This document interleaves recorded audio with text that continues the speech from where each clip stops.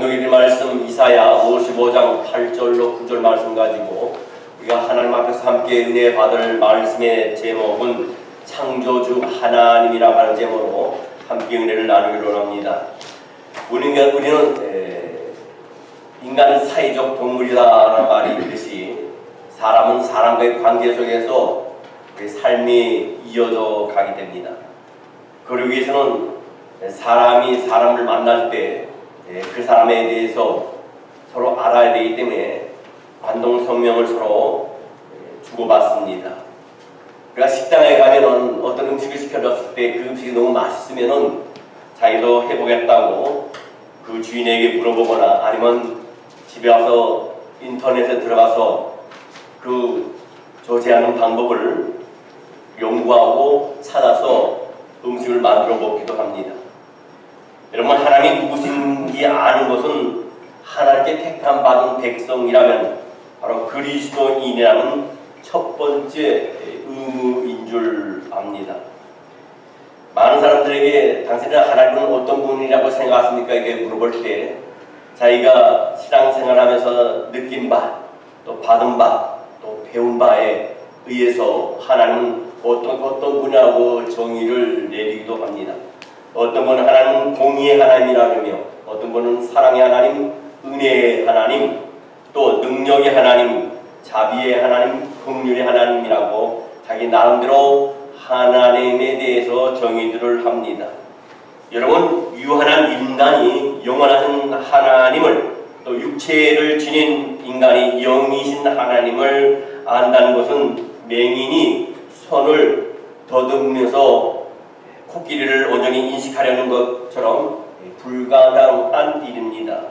그러면 우리가 이 세상을 떠나 영이신 하나님 앞에 영으로 서기 전에는 우리는 하나님을 온전히 볼 수도 없고 다 이해할 수도 없습니다.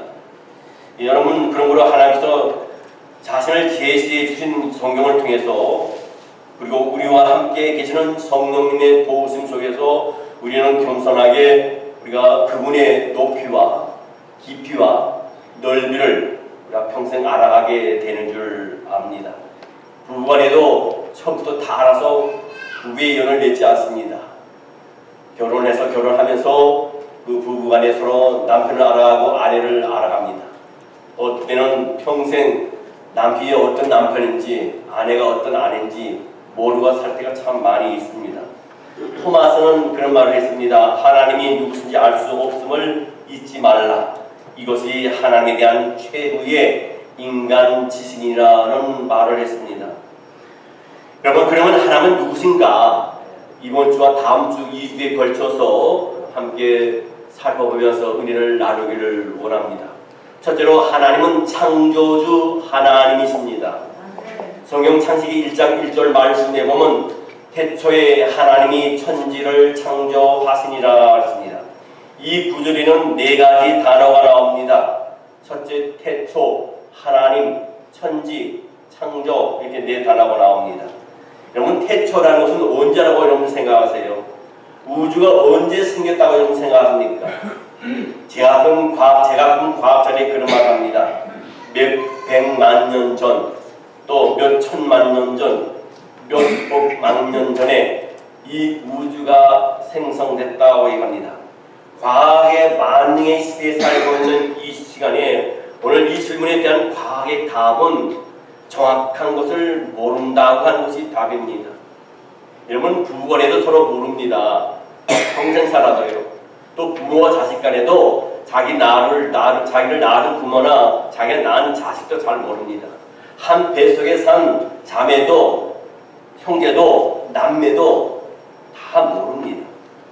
그러면 하나님은 또 누구신가? 인간이 과연 하나님을 완전히 알 수 있기는 한 것인가? 여기에 우리가 의문점을 제기하지 않을 수 없습니다.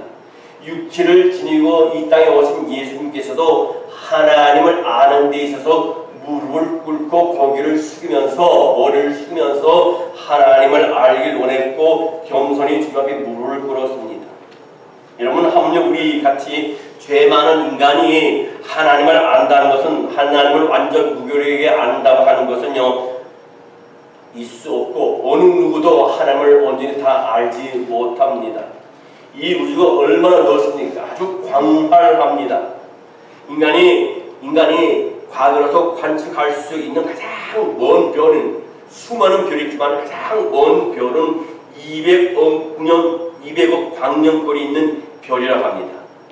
이 별은요 200억 년거리란 1초에 30만 킬로미터로 200억 년을 가야만이 도달할 수 있는 별이 바로 이 별이라는 겁니다.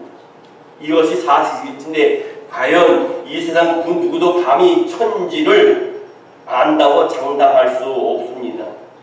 우리가 개미를 보게 되면요 개미가 열심히 밖에 나가서 먹이를 물어갖고 옵니다. 그 개미는 자기 울타리 경내에 얼마까지 가지 못합니다. 그래서 그 개미에게 자기가 우주라 생각하는 것은 그 넓이가 많지 않아요. 우리는 이 땅에 있을 때 산이 참 높은 것 같습니다. 히말라야 산이라든가 알프스 산이라든가 베투산이라든가 한라산이라든가 그 외에 큰 비행기나 자동차를 볼 때는 엄청 크다고 생각하지만은 비행기 타고 높은 상공에 올라갈 때는 그것은 우리의 손가락보다 더 작게 보이는 현상인 것처럼 하나님이 이 우주를 창조하신 그 신비에 대해서는 인간이 다 알 수도 없고 깨달을 수도 없습니다. 여러분 성경 창세기 1장 1절 말씀에 태초에 하나님이 천지를 창조하시라는 말씀이 있습니다. 이 성경의 첫 구절이 있는데 이 구절을 말씀을 믿느냐 믿지 않느냐, 다시 말해서 하나님께서 나의 창조주가 되시지 아니하냐에 따라서 인생의 과정과 결과는 아주 판이하게 갈라지고 달라진다는 사실입니다. 여러분 하나님의 창조주 되심을 믿지 않는 사람에게는요 인간이라는 것은 우연히 태어난 존재이기 때문에 이 경우 인간 스스로 자기 인생의 주인이 되어서 자기 멋대로 살아가기가 마련입니다. 하지만 과연 인간이 자기 인생의 주인이 될 만한 자격과 능력이 있습니까? 전혀 없어요.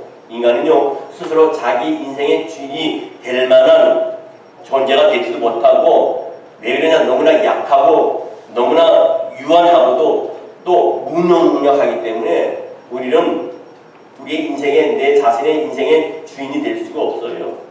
우리는 창세기 1장 1절의 말씀을 믿을 때 이것을 하나님의 말씀으로 믿을 때 하나님께서 나의 창조주 되심을 믿을 때 우리는 하나님의 말씀을 따를 수밖에 없는 줄 믿습니다. 여러분 이 세상에 모든 제품에는요 반드시 그 제품을 만든 제조자가 있습니다. 여기 있는 강대상도 만든 사람이 있습니다. 제조자가 있습니다. 여러분이 앉아있는 의자도 만든 제조자가 있습니다. 이 제조자보다 그 제품에 대해서 더 잘 아는 사람은 아무도 없습니다. 이것이 제조자들이 자신들이 제품 속에 제품의 사용 설명서를 넣는 이유입니다. 그 사용 설명서를 제대로 읽고 따르는 사람이 제품을 올바르게 사용할 수 있음을 두말할 나위가 없는 줄 믿습니다. 여러분 한국은 가구점에 가게 되면요 가구점에 가게 되면 가구의 모든 것을 다 조립해갖고 완성품으로 다 판매합니다. 근데 미국은 그렇지 않아요. 한 가구를 사오려면요 가구점에 가게 되면요 거기 다 조립식이 돼 있어서 다 갖고 와야 돼요. 와서 1시간이고 2시간이고 3시간이고 아니면 그 다음날까지 며칠 걸려서 그걸 조립을 해야 됩니다. 복잡하면 복잡할수록. 근데 IQ가 160 된다는 사람들도요 어떤 사람은 우리가 160 되면 머리가 참 좋고 비상하고 그렇다고 생각하지만 어떤 사람은요 IQ가 100도 안 되는 사람도 1시간 만에 뚜닥뚜닥 가구를 만드는 사람이 있는 반면에 맞추는 사람이 있는 반면에 160 된 사람도요 그 가구가 정정긍긍 끙끙 앓면서 몇 시간씩 씨름하는 사람이 있어요.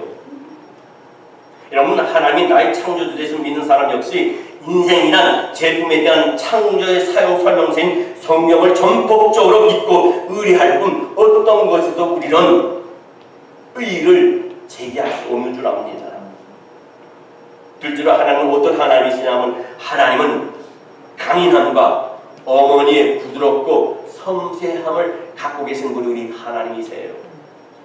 창세기 1장 27절 말씀에 보면요 하나님이 자기 형상 곧 하나님의 형상으로 사람을 창조하실 때 남자와 여자를 창조하시고 있습니다.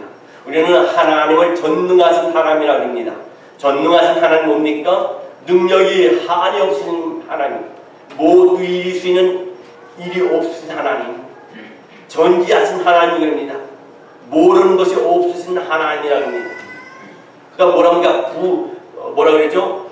무소부재하신 하나님이랍니다. 무소부재는 뭡니까? 아니 계신 곳이 없는 하나님, 편만에 계신 하나님, 어느 곳에도. 이 자리에 계신 하나님은 한국에도 계시고 동남아에도 계시고 서구라파에도 계시고 아프리카에도 계시고 중동에도 계십니다. 사람들은 오랫동안 하나님을 위대한 하나님, 강인한 하나님, 공의의 하나님, 그런 하나님으로 믿는 사람이 참 많이 있어요. 그러나 하나님은 반면에 부드러운 하나님이심과 함께 섬세한 하나님, 우리 하나님이십니다.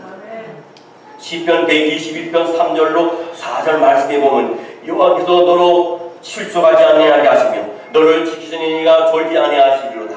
이스라엘을 지키시는 이는 졸지도 아니하시고 주무시지도 아니하시리로다. 이사야 49장 15절 말씀에도 여인이 어찌 그 젖 먹는 자식을 잊겠으며 자기 태어서 난 아들을 긍휼히 여기지 않겠느냐. 그들은 혹시 잊을지라도 나는 너를 잊지 아니할 것이니라.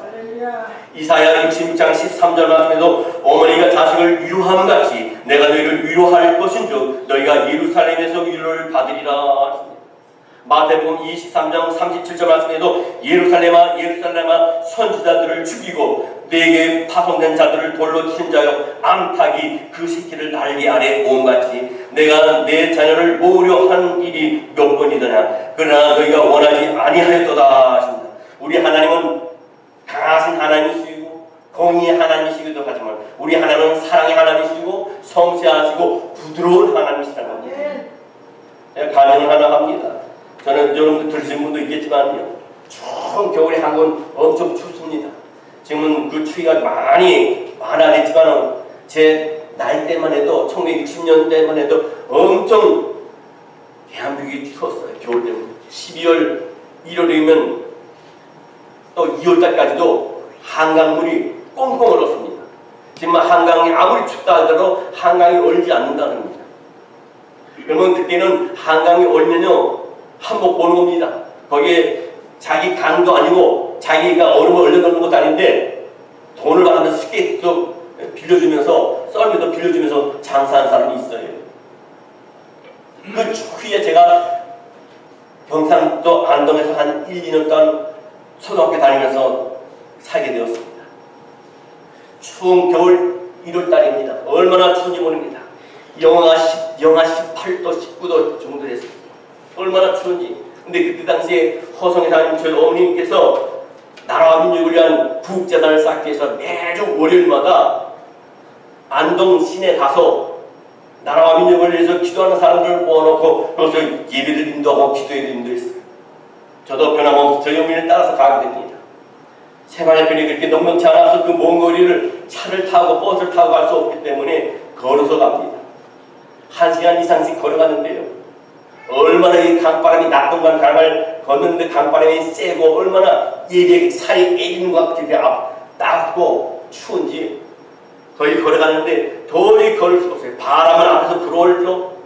옆에서 불죠. 몸이 휘청휘청하죠. 앞에서 불어온 바람을 이겨내기 위해서 몸을 앞으로 숙이면서 가야 정도로 그런 추위에 얼마나 살이 애리는데 저희 어머니께서 저를 저 뒤에다가 숨겨놓고 등 뒤에 숨기고 그 낙동강 그 강을 건너는 거예요. 얼마나 추운지.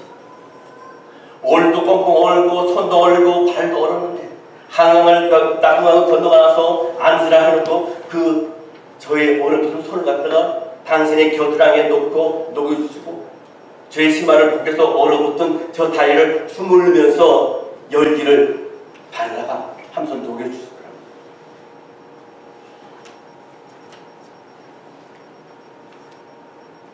여러분, 우리 하나님은 부드러운 하나님이시고 섬세한 하나님이시고 사랑의 하나님이시고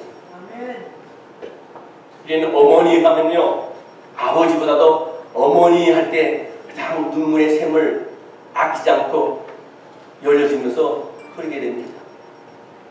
지금은 그 프로그램이 없어졌습니다만 뽀빠이 이상용이 한국 각 부대마다 다니면서 위문 공연을 합니다. 그러면 그때 당시에 K-pop 가수들 그룹 멤버들을 데려가서 공연을 해주고 그들을 위로할 때 제일 마지막 순서가 뭔지 압니까? 맨 마지막 순서에 그럽니다. 여러분에게 부모님이 다 계시죠? 여러분이 저기 무대 뒤에는 여러분 중에 한 분의 어머니가 와 계십니다. 이 뒤에 계신 분이 여러분의 어머니라 생각하시는 분들은 뛰어요. 당연히 올라오십시오. 그러면 막 올라가요. 어떤 20명, 30명씩 올라가요. 그래서 인터뷰를 합니다. 이 뒤에 있는 어머니가 어떤 어머니인 것 같습니까? 물어봐요. 왜 확신합니까? 뭐 별로 답이 시원치 않으면 내려가라 해. 한 10몇 명이 있게 되면요. 여러분 이제는 어머니 뒤에 계신 분이 나오시게 됩니다. 여러분들 어머니 이름을 불러주시기 바랍니다. 그러면 1000명, 2000명, 3000명 되는 그 장병들이 어머니 그래요. 많이 천지가 흔들 정도로 어머니 그러면 사회자 이상용 씨가 그럽니다. 여러분 어머니가 잘 안 들리는가 봅니다. 더 크게 부르세요. 어머니. 어떤 사람은 어머니 한 번 부를 때 눈물 흘리는 사람이 있고 두 번 부를 때 눈물 흘리는 사람이 있고 세 번째 부를 때 눈물을 쭉 흘리고 어머니. 우리가 힘들 때 어려울 때 우리 하나님은 어머니같이 우리에게 따뜻하게 다가오시고 부드럽게 다가오시고 섬세하게 우리를 챙겨주시는 하나님 줄 믿습니다. 이런 목자이자 저명한 작가인 존 클레이프라는 사람이 전하는 이야기 가운데 이런 얘기가 있습니다. 어느 부부의 외아들에 대한 감동적인 에피소드입니다.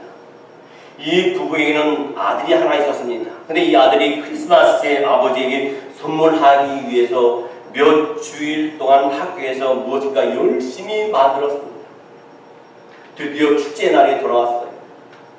이 소녀는 몹시 흥분된 마음으로 학교에 갔습니다. 그날은 자신이 정성스럽게 만들어온 선물을 아버지께 드리는 날이었습니다. 부모가 오기를 교실에서 창문을 열고 기다리고 있어요. 근데 소년이 더 이상 교실에서 기다릴 수가 없었어요. 어머니 아버지가 좀 늦게 오니까 그래서 조금이라도 더 빨리 어머니 아버지를 만나고 아버지에게 자기가 만든 것을 선물하고 싶어서 교실에서 뛰쳐나가다가 모퉁이에 걸려서 앞으로 떨어지면서 코를 바닥에 닿게 되고 자기가 가지고 갔던 그 열심히 몇 주 동안 만들었던 그 선물이 바닥에 떨어지나 상상조각이 났습니다. 깨어진 선물보다 더 크게 마음이 상한 이 소녀는요, 그만 그 자리에서 탁 주저앉고 엉엉 울기 시작했어요. 이를 본 아버지가 달려가서 자기 아들 그 소년을 껴안았습니다. 그리고 이런 말 합니다. 얘야 괜찮아. 별일 아니야. 걱정 말아라. 그러나 소년에게는 그 말이 상하고 슬픈 마음을 진정시키는 위로의 말이 되지 않았습니다. 이 소년은 더욱 슬프게 울었습니다. 소년의 슬픔에 제대로 이해한 사람은 그의 지혜로운 어머니였어요. 어머니는 이 소년의 손잡고 부드럽게 말합니다. 얘야, 정말 큰일이 일어났구나. 이를 어쩌면 좋지? 너가 그토록 열심히 만든 선물이 이렇게 산산조각 났구나. 이렇게 걱정해주는 어머니의 말 속에서 소년의 가슴에 와닿는 그 무엇인가 있었습니다. 그래서 이 소년은 고개를 끄덕이며 울음을 그치고 마음을 가라앉히기 시작했습니다. 그때 어머니가 자신의 슬픔을 이해해 준 걸로 그때서 그를 알게 됐습니다. 그때 어머니가 이렇게 말합니다. 얘야, 지금부터라도 너가 무언가 새롭게 시작하면 좋겠구나. 우리 함께 깨어진 이 조각들을 가지고 집에 가서 다시 시작해보지 않으렴 그랬습니다. 그때서 이 아이가 울던 눈물이 그치고 입가에 웃음을 지으면서 그래 엄마, 너 집에 와서 엄마와 함께 그 깨어진 아버지의 선물을 다시 만들기 시작했습니다. 우리 인생의 삶 속에서 말할 수 없는 실패와 즐거움 속에서도 절망하지 않고 다시 우리가 시작할 수 있는 것은 역시 하나님의 그 부드러우심과 섬세하심과 사랑의 힘이 이어서 우리가 다시 시작하게 되는 줄 압니다. 여러분, 하나님의 이 성품이 인간을 향한 하나님의 최대의 선물이고 은혜라는 사실은 잊지 말아야 될 줄 믿습니다. 세 번째로 하나님은 어떤 하나님이시냐? 복 주시는 하나님이십니다. 창세기 1장 27절로 28절 말씀에 보면 하나님이 자기 형상 곧 하나님의 형상대로 사람을 창조하시되 남자와 여자를 창조하시고 하나님이 그들에게 복을 주시며 하나님이 그들에게 생육하고 번성하여 땅에 충만하라 땅을 정복하라 바다의 물고기와 하늘의 새와 땅에 움직이는 모든 생물을 다스리라 하시니라 했습니다. 또 창세기 5장 2절 1절로 2절 말씀에 보면 이것은 아담의 계보를 저은 책이니라. 하나님이 사람을 창조하실 때 하나님의 모양대로 지으실 때 남자와 여자를 창조하시고 그들이 창조되던 날에 하나님이 그들에게 복을 주시고 그들의 이름을 사람이라 일컬어 섰느니라. 하나님이 인간을 창조하신 후에 제일 먼저 행하신 것은 인간에 대해서 뭐를 요구하지 않으셨어요. 하나님께서 인간에게 제일 먼저 행하신 것은 뭡니까? 주신 것입니다. 주신 거예요. 그것은 복이었습니다. 며칠 후에, 몇 달 후에, 몇 년 후에 주신 것이 아니라 바로 인간을 창조한 그 시에, 그날에 바로 복을 주셨습니다. 하나님 복을 주시기를 즐겨하시는 거예요. 못 주셔서 안 다니세요. 우제는 우리가 받을 그릇이 되느냐? 준비가 되었느냐? 순종하는 삶을 사느냐? 거룩한 삶을 사느냐는 겁니다. 여러분, 복은 한마디로 말하면요, 피조물에 대한 하나님의 애프터 서비스예요. 여러분, 값비싼 물건일수록 애프터 서비스가 꼭 따라옵니다. 자동차의 경우 조그만 나사 하나가 빠지면요, 그 차는요 아주 무서운 살인 도구로 흉기로 전락하게 됩니다. 그래서 사람들은 애프터 서비스가 보장되지 않는 자동차는 거들떠 보지도 않아요. 여러분, 피조물인 인간은 창조하신 하나님의 애프터 서비스 없이는 사람답게 살아갈 수 없습니다. 그것 없이는 인간이란 서로를 해치는 흉기에 불과해요. 그러나 어떤 경우에도 기복주의만은 우리는 배격해야 됩니다. 기복주의라는 것은 뭡니까? 하나님이 아닌 복 그 자체를 목적으로 사는 사람이 있어요. 어떤 사람은 왜 예수 믿습니까? 복 받으려고 예수 믿습니다. 아니에요. 예수 믿으면 부자 된다고 해서, 예수 믿으면 성공한다고 해서, 예수 믿으면 자녀들이 잘 된다고 해서, 예수 믿으면 다 건강하다고 해서, 아니에요. 하나님은 그렇게 말씀하지 아니하셨어요. 하나님께서 저와 여러분에게 주신 가장 큰 복은 하나님의 자녀로 삼아주신 것이 가장 큰 복 중의 복입니다. 여러분, 사람이 자동차를 구입하는 것은 교통수단으로 사용하기 위해서 우리가 자동차를 구입하는 겁니다. 여러분, 애프터 서비스는 그 목적을 충족시키기 위한 수단일 뿐이에요. 만약 애프터 서비스 자체를 목적으로 삼는다면 허구한 날 매일 정비소에 그 차를 갖다 놓고 세워놓는 거예요. 그럼 그 차는 그 차의 역할을 감당하지 못합니다. 더 이상 차가 아닙니다. 여러분, 피조물인 인간의 목적은 언제나 창조주 하나님 것을 명심해야 돼요.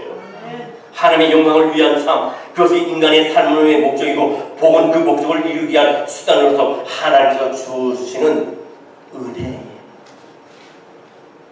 그러므로 하나님의 자녀는요, 바로 저와 여러분은 복을 사랑할 것이 아니라 복을 주시는 하나님을 사랑해야 될 줄 믿습니다. 마지막 네 번째로, 하나님은 우리를 단련시키시는 하나님이세요. 창세기 15장 13절 말씀에 보면요, 여호와께서 아브라함에게 이르시되 너는 반드시 알라 내 자손이 이방에게서 계기되어 그들을 섬기겠고 그들은 400년 동안 내 자손을 괴롭히리라. 하나님은요, 아브라함에게 앞으로 태어날 그의 자손분들이 애굽에서 노예 생활을 할 것이라고 말씀하셨어요. 이미 오래전에 하나님께서 얘기를 하셨습니다. 여러분, 아브라함의 자손이라는 것은 곧 이스라엘 백성입니다. 이스라엘 민족은요, 하나님께서 특별하게 선택하신 민족이고 하나님께서 특별하게 사랑하신 선민입니다. 성경 시편 121편 4절 말씀에 보면요, 이스라엘을 지키시는 자는 졸지도 아니하시고 주무시지도 아니하시리로다. 믿습니까? 여러분, 이스라엘 민족이 아직 형성되기 전에 하나님께서 그들을 위해서 예비한 것은 혹독한 노예 생활이었어요. 그 이유는 뭡니까? 하나님께서 하나님이 사랑하시는 백성들을 너무나 사랑하시기 때문에, 그래서 단련시키시기 때문입니다. 그런 말이 있습니다. 자식을 사랑하면 자식에게 물고기를 잡아주지 말고 물고기를 잡는 방법을 가르쳐주라는 말이 있어요. 여러분, 한국인은 아토피 피부병 때문에 난립니다. 근데 20년, 30년 전에도 아토피 피부병은 없어요. 있지도 않았습니다. 밖에 나가볼 때 흙을 못 만지게 합니다. 아토피 피부병 걸릴까봐. 피부병 걸릴까봐. 근데요, 20, 30년 그 전에는 어땠었는지 아닙니까? 밖에서 아무리 놀아도, 지렛바닥에 뒹굴어도, 소 돼지고기에서 뒹굴어도 아토피 피부병이 없어요. 아이들 옛날에 키울 때 어떻게 키웁니까? 반일을 해야 되는데 엄마가 애를 들쳐고 나가서 어떻게 해요? 업고 하니까 너무 힘드니까 아이 갖다가 이 끈을 여기다 묶어갖고 나무에 걸어놓고 아침부터 저녁까지 해요. 그리고 밤새도록 그렇게 늦게까지 자고 돌아오면 애는 건강해요. 개미 하나 물려도 배를 쓰지 않아요. 하다가 그냥 끝나. 요새는 어떻게 됐는지. 흙 만질까봐 흙 못 만지게 하고, 벌레 하나 조금 물으면 막 무서워하고, 개미 하나 물어도 막, 우리 애기 여기 아팠어, 또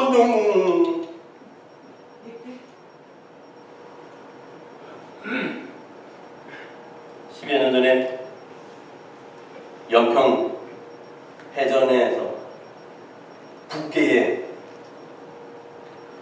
폭침으로 우리 대한민국 해군의 배가 가라앉아서 많은 젊은 우리 군인들이 죽었습니다.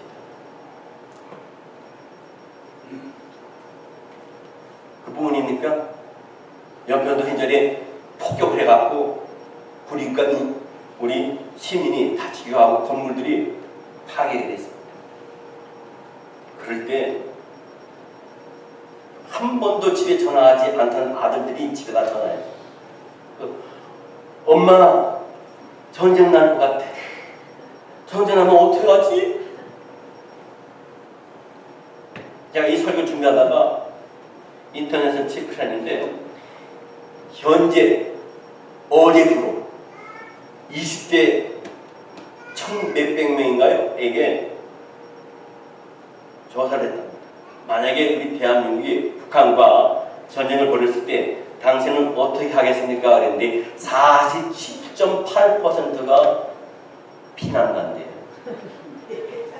국내로 가든지 국외로 가든지. 왜 사병보다 장교가 더 길고도 강한 훈련을 받습니까? 고대 훈련과 단련을 해야만이 강한 사람이 될 수 있고 리더가 될 수 있는 거예요. 제 아무리 능력이 타고난 사람이라 할지라도 훈련이 없고 단련이 없다면요, 그 사람의 능력은 감퇴할 수밖에 없고 소멸할 수밖에 없어요. 골프 선수들이 프로에 입문하기 위해서 어느 정도 연습을 해야 되냐면요, 1톤 트럭 뒤에 골프공을 갖다가 바닥 산처럼 채우고 그걸 다 쳐야만이 프로 선수가 될 수 있을 정도의 그게 생긴대요. 여러분, 이치로 알죠? 프로야구 일본의 유명 선수입니다. 그 선수가 그랬습니다. 대한민국은 일본을 야구를 따라오려면 30년인가 50년을 따라와야 된다 그랬는데 우리 한국이 일본을 계속 이기거든요. 그 이치로가 미국에 와서 야구 선수를 17년 동안 하는데 3,000안타를 쳤어요. 3,000안타 쳤다는 건 도저히 인간은 한계 그쳐온 거예요. 3,000안타를 친다면요, 지금 역대 수만 명의 야구 선수들이 있지만 3,000안타를 친 사람은 50명 안팎이에요. 역대. 그 그만큼 기술가가 야구를 잘하는 거죠. 그 사람이 어떻게 그렇게 위대한 야구 선수가 됐냐면요. 야구 연습할 때 야구 공으로 하는 게 아니라 골프 공으로 야구 연습을 합니다. 그만큼 정확하게 공이 날아올 때 쳐서 안타를 친다는 겁니다. 여러분, 하나님의 자녀이면서 아직까지 하나님의 훈련을 받아본 적이 없다면 성숙한 하나님의 자녀라 할 수 없어요. 그러나 지금 전혀 예상하지 않는 시련과 어려움을 여러분이 당하고 있습니까? 그렇다면 그것이야말로 우리를 단련시키는 하나님의 손길임을 깨달으시기 바랍니다. 하나님께서 우리의 신앙을 한 차원 높이 끌어올리기 위해 시작하셨음을 깨달으시기 바랍니다. 그러므로 당면한 시련을 피하지 말고 그 시련에 적극적으로 맞서서 하나님께서 필히 우리를 아브라함처럼 모세처럼 다윗처럼 쓰실 것을 믿을 때 하나님 저와 여러분을 뜻하지 않은 사람 가운데 뜻하지 않은 사람을 통해서 역사하듯이 저와 여러분을 사용할 줄 믿습니다. 이런 말이 있습니다. 편안한 삶을 위하여 기도하지 말고 강한 사람이 되기 위하여 기도하라. 성경에 등장하는 모든 신앙의 인물들은 예외 없이 하나님의 단련을 받았습니다. 다윗은 사울왕의 날 칼날로부터 오직 생존하기 위해서 미친 수준까지 하지 않았어요. 온 나라의 사울이 명령을 내립니다. 다윗이라는 한 자가 오게 되면 즉시 체포하여서 나에게 보내라더니, 그렇지 않으면 그때 당시에 이 사울왕은 이스라엘은 아주 건기했습니다. 괜히 사울왕의 신기를 불편하게 했다가는 자기 나라가 어떻게 될지 모르니까 사울을 거둬두지 않는 날이죠. 어느 날 갔는데 거기에 보니까 사울보다 더 사울을 너무 잘하는 왕이 있는데 거기 잡혀 들어갔어요. 거기서 살려고 하면 이 다윗이 온전해서는 살 수 없으니까 거기서 미친 짓을 합니다. 다시 말하면 이런 간질 환자들 보시고 있는데만요, 이 다윗이 벽에 기대가지고 입에 계급을 내면서 미친 짓을 했어요. 그래야만 자기가 거기서 살 수 있을 것 같으니까. 그러니까 그 왕이 뭔데요? 내가 이 사람을 갖다가 다윗을 갖다가 그 사울왕에게 해주면 우리 백성들이 얼마나 사울이 무서우면 저 미친갱이 하나 왔다가 다치느냐고 그 얘기할까봐 다윗을 풀어줍니다. 성경 시편 37편 7절로 10절 말씀에 보면요, 여호와의 천사가 주를 경외하는 자를 둘러 친기고 그들을 건지시는도다. 너희는 여호와의 선하심을 맛보아 알지어다. 그에게 피하는 자는 복이 있도다. 너희 성도들아 여호와를 경외하라. 그를 경외하는 자에게는 부족함이 없도다. 젊은 사람은 궁핍하여 줄일지라도 여호와를 찾는 자는 모든 좋은 것에 부족함이 없으리로다. 침을 질질 흘리면서 미친 수행을 하지 않고는 생명을 부지할 수 없는 그런 상황이 이 다윗이 그 처참한 속에서도 다윗은 어찌 그렇게 온 마음으로 하나님을 찬양할 수 있었습니까? 그것은 하나님이 어떤 상황 속에서라도 자기를 건지시고 자기를 구할 것을 알았어요. 여호와는 나의 목자시니 내가 부족함이 없으리로다. 그가 나를 푸른 초장에 누이시며 쉴만한 물가로 인도하시도다. 그가 사망의 음태한 골짜기로 다닐 때도 해를 두려워하지 않는 것은 주께서 나와 함께 하심이라는 것을 믿었기 때문에 이 다윗은 그런 상황 속에서 하나님을 찬양할 수 있었다는 겁니다. 그래서 이스라엘 국기를 보게 되면 파란 줄이 그린 컬러가 파란 줄이 있죠. 그다음 거기에 뭐가 있어요? 별이 하나 있어요. 그것이 다윗의 별입니다.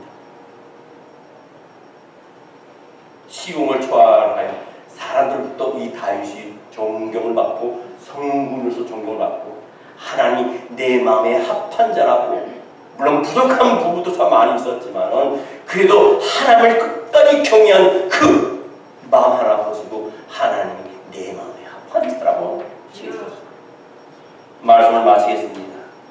우리는 이제부터 단지 편안한 삶만 위하여 기도하지 말고 하나님의 훈련 속에 강하고 성숙한 그리스도인이 되기 위해서 기도해야 될 줄 믿습니다. 하나님은 그런 사람을 들어서 써주신 줄 믿습니다. 성경 시편 31편 24절 말씀에 이런 말씀이 있습니다. 여호와를 바라는 너희들아 강하고 담대하라. 거기서 살려고 하면 이 다윗이 온전해서는 살 수 없으니까 거기서 미친 짓을 하는 거예요. 다시 말하면 이런 간질한 자들 거기서 보시고 있는 분이면요, 이 다윗이 벽에 기대가지고 입에 계급을 내면서 미친 짓을 했어요. 그래야만 자기가 거기서 살 수 있을 것 같으니까. 그러니까 그 왕이 뭔데요? 내가 이 사람을 갖다가 다윗을 갖다가 그 사울하게 해주면 우리 백성들이 얼마나 사울이 무서우면 저 미친갱이 하나 왔다가 다치느냐고 그 얘기할까봐 다윗을 풀어줍니다. 성경 시편 37편 7절로 10절 말씀에 보면요, 여호와의 천사가 주를 경외하는 자를 둘러친 기고 그들을 건지시는도다. 너희는 여호와의 손아সম을 맛보아 알지어다. 그에게 피하는 자는 복이 있도다. 너희 성도들아 여호와를 경외하라. 그를 경외하는 자에게는 부족함이 없도다. 젊은 사람은 궁핍하여 줄일지라도 여호와를 찾는 자는 모든 좋은 것에 부족함이 없으리로다. 침을 질질 흘리면서 미친 신용을 하지 않고는 생명을 부지할 수 없는 그런 상황이 이 다윗이 그 처참한 속에서도 다윗은 어찌 그렇게 온 마음으로 하나님을 찬양할 수 있었습니까? 그것은 하나님이 어떤 상황 속에서라도 자기를 건지시고 자기를 구할 것을 알았어요. 여호와는 나의 목자시니 내가 부족함이 없으리로다. 그가 나를 푸른 초장에 누이시며 쉴만한 물가로 인도하시도다. 그가 사망의 음침한 골짜기로 다닐 때도 해를 두려워하지 않는 것은 주께서 나와 함께 하심이라는 것을 믿었기 때문에 이 다윗은 그런 상황 속에서 하나님을 찬양할 수 있었다는 겁니다. 그래서 이스라엘 국기를 보게 되면 파란 줄이 그린 컬러가 파란 줄이 있죠. 그다음 거기에 뭐가 있어요? 별이 하나 있어요. 그것이 다윗의 별입니다. 시공을 초월하여 사람들부터 이 다윗이 존경을 받고 성군으로서 존경을 받고 하나님 내 마음에 합한 자라고, 물론 부족한 부분도 참 많이 있었지만 그래도 하나님을 끝까지 경외한 그 마음 하나 보시고 하나님 내 마음에 합한 자라고 시켜주셨습니다. 말씀을 마치겠습니다. 우리는 이제부터 단지 편안한 삶만 위하여 기도하지 말고 하나님 훈련 속에 강하고 성숙한 그리스도인이 되기 위해서 기도해야 될 줄 믿습니다. 하나님 그런 사람을 들어서 써주신 줄 믿습니다. 성경 시편 31편 24절 말씀에 이런 말씀이 있습니다. 여호와를 바라는 너희들아 강하고 담대하라. 여호수아 1장 6절로 7절 힘있게 시작. 강하고 담대하라. 너는 내가 그들이 조상에게 맹세하여 그들에게 주리라 한 땅을 이 백성에게 차지하게 하리라. 오직 강하고 극히 담대하여 나의 종 모세가 네게 명령한 그 율법을 다 지켜야 하고 우러나 좌로나 치우치지 말라. 그리하면 어디로 가든지 형통하리라. 아멘. 기도하겠습니다.